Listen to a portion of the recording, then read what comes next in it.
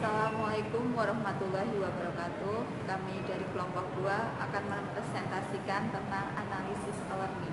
Perkenalkan, saya Winda Tri Astuti. Saya Taufik Fajar Mubarak. Saya Fitu Fajar Hernandika. Nah, langsung saja untuk materi pertama. Apa itu pengertian analisis sistem? Analisis sistem dapat didefinisikan sebagai penguraian dari suatu sistem informasi yang utuh ke dalam bagian-bagian komponen dengan maksud untuk mengidentifikasi dan mengevaluasi masalah, kesempatan serta hambatan yang terjadi dan kebutuhan-kebutuhan yang diharapkan sehingga dapat sesuai dengan kebutuhan. Tahap awal analisis adalah menganalisis kebutuhan sistem mulai dari kebutuhan pengguna, kebutuhan non-fungsional, dan kebutuhan fungsional. Yang kedua, tahap analisis.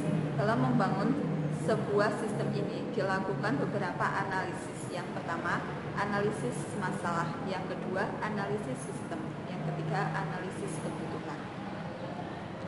Yang pertama, analisis masalah. Analisis masalah itu meliputi mampu mengidentifikasi masalah-masalah dari user atau pemakai. Yang kedua, dapat menentukan secara akurat mengenai tujuan yang harus didapat agar bisa memenuhi kebutuhan pengguna. Yang ketiga, memilih metode alternatif dalam memecahkan masalah pada sistem.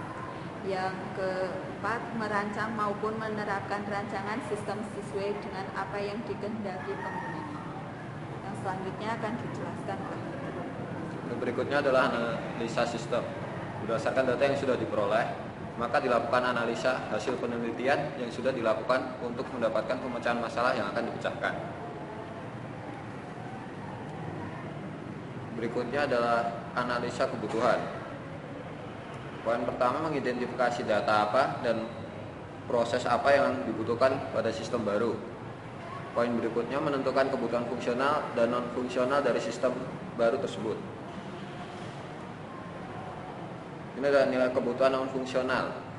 Analisis kebutuhan non-fungsional adalah sebuah langkah di mana seorang pembangun perangkat lunak atau software developer menganalisis sumber daya manusia yang akan menggunakan perangkat lunak yang dibangun.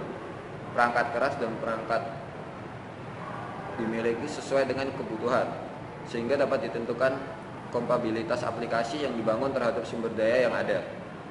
Analisis kebutuhan non-fungsional yang dilakukan dibagi dalam 3 tahap, yaitu yang pertama analisis perangkat keras hardware, yang kedua analisis perangkat lunak software, dan yang terakhir analisis pengguna user. Untuk nilai kebutuhan fungsional, analisis kebutuhan fungsional menggambarkan proses kegiatan yang akan diterapkan dalam sebuah sistem dan menjelaskan kebutuhan yang diperlukan sistem agar sistem dapat berjalan dengan baik sesuai kebutuhan. Berikutnya akan dijelaskan oleh Taufik. Lalu ada infrastruktur e-learning. Apa itu infrastruktur e-learning? Infrastruktur e-learning dapat berupa personal komputer atau PC, jaringan komputer, internet, dan perlengkapan multimedia, termasuk di dalamnya peralatan teleconference apabila kita memberikan layanan synchronous learning melalui teleconference. Ada budaya e-learning juga. Apa itu budaya e-learning? Yaitu budaya penggunaan e-learning bisa diibaratkan sebagai suatu lingkaran dalam kehidupan manusia saat ini, di mana e-learning telah melingkupi seluruh bidang kehidupan manusia, tidak hanya pada dunia bisnis, dunia kerja, dan dunia ekonomi, tetapi juga telah mempengaruhi lingkup budaya, sosial, bahkan pendidikan. E-learning merupakan salah satu contoh langkah pengalihan budaya belajar konvensional ke budaya belajar digital. Tentunya budaya belajar digital saat ini tidak hanya sebatas karena tuntutan, tetapi sudah menjadi kebutuhan bagi setiap individu mengingat semakin berkembangnya teknologi informasi dan komunikasi.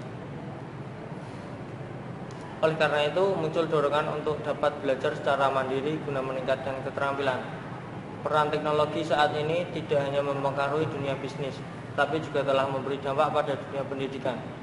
Teknologi yang mempengaruhi dunia pendidikan pada akhirnya memunculkan budaya digital dalam pembelajaran.